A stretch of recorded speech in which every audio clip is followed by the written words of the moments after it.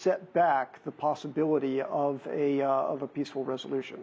Yankee, would South Korea support and push very hard for a nuclear-free peninsula in return for solid security guarantees to the north that it will not be attacked?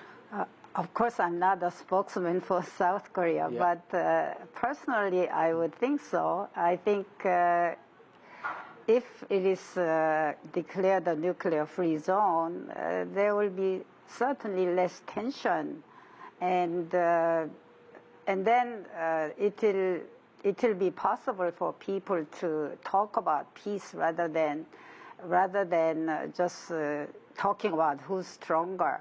And I think that alone actually helps North Korea, because they are now, recognized as a nuclear state, which they, I'm sure, wanted.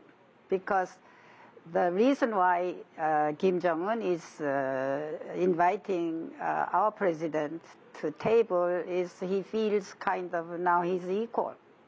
So is the feeling on the DPRK side that they're negotiating from, or will get into negotiations from a position of strength?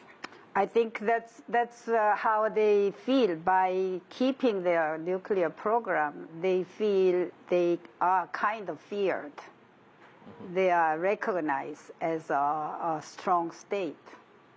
Because without that, they really have not much. Song, let's listen to what the Chinese Foreign Minister Wang Yi had to say about prospects for an agreement. Let's watch this. During the Winter Games, the DPRK did not conduct any nuclear tests, and the United States and ROK suspended their joint exercises targeting the DPRK. This proves that China's proposal of suspension for suspension was a right prescription for the problem and created basic conditions for the improvement of inter-Korean relations. So, Song, firstly, explain that to us. Suspension for suspension. What is that formula? What does that mean?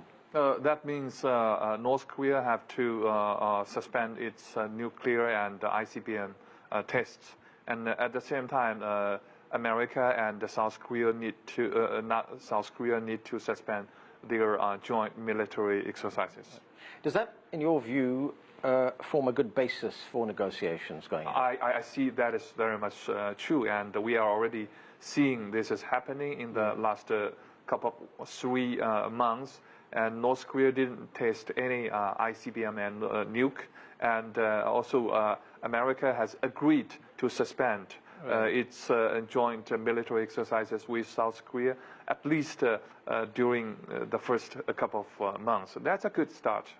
Brian, what is your view on this double suspension? Because one of the questions that was raised by the person that you mentioned not a moment ago, which was the former Defense Secretary William Perry, he says, what happens during the negotiations? Do countries like the United States and its allies continue to put pressure on the DPRK while these talks are taking place, or will it be this double suspension which is in effect? Yeah, I think the U.S. government